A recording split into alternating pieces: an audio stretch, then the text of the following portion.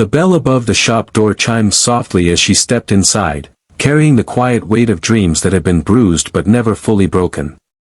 The jewelry store smelled of polished wood, velvet cases, and a faint trace of expensive perfume lingering in the air. The glimmer of diamonds and gemstones under bright lights seemed to mock her plain clothes and scuffed shoes.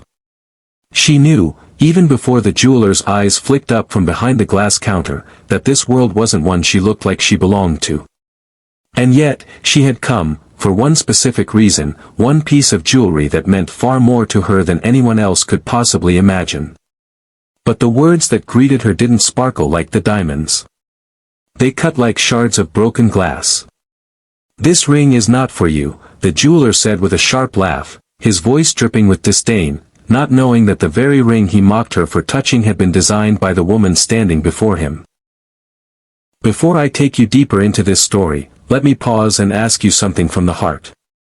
If you believe in kindness, second chances, and stories that reveal the hidden struggles behind people's lives, then please, like this video, share it with someone who might need hope today, leave a comment to tell us what you feel, and subscribe to our channel Kindness Tales, where every story holds a reminder that no one is ever truly forgotten." She stood there in silence, her fingers trembling above the velvet tray where the ring rested. It wasn't just a piece of jewelry.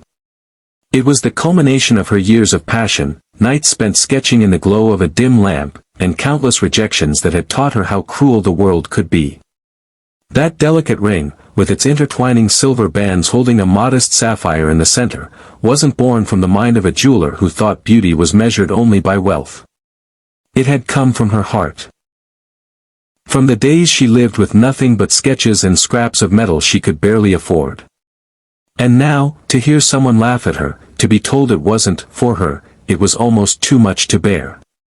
Her name was Emily Carter, a young woman from rural Ohio, raised by a single mother who had worked 2 jobs just to keep food on the table.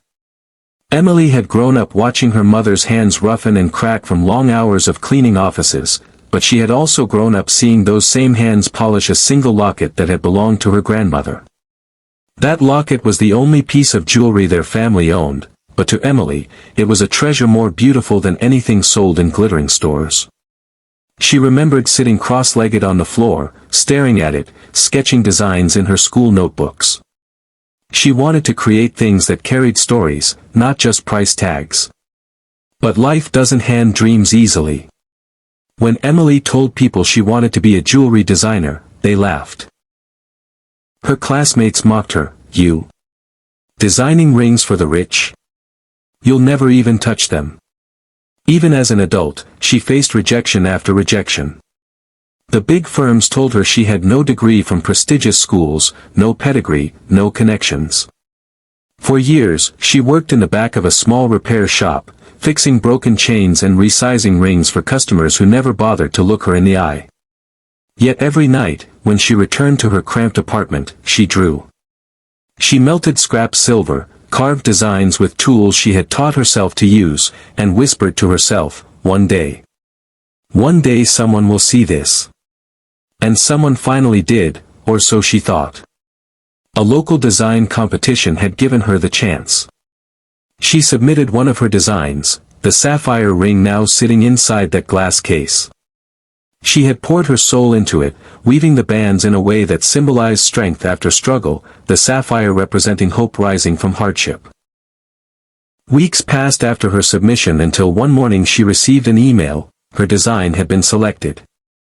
It would be showcased, and if chosen by enough voters, it would go into production under a renowned brand's name. Emily could barely breathe as she read the words.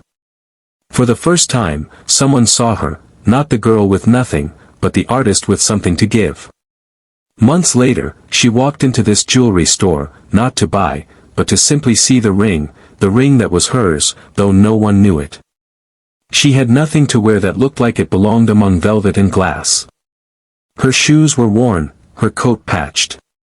But she told herself, it doesn't matter. I just want to see it in the light. And so, she stepped inside. The jeweler's eyes had narrowed the second he saw her. He didn't see the designer.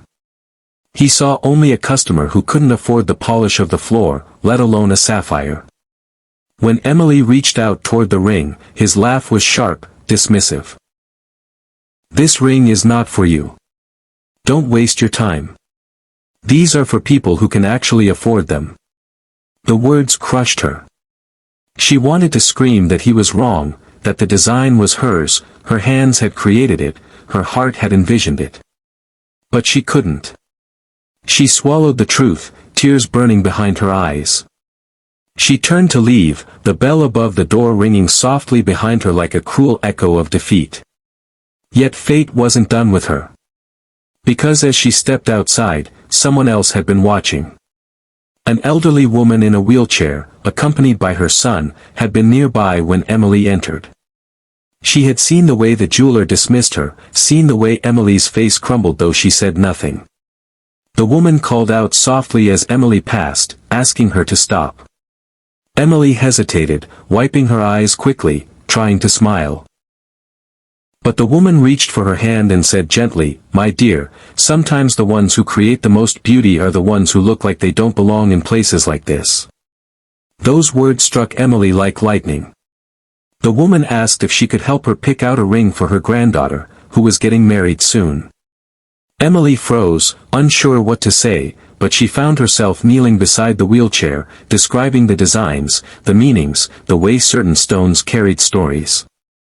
She spoke with such passion that both the woman and her son were captivated.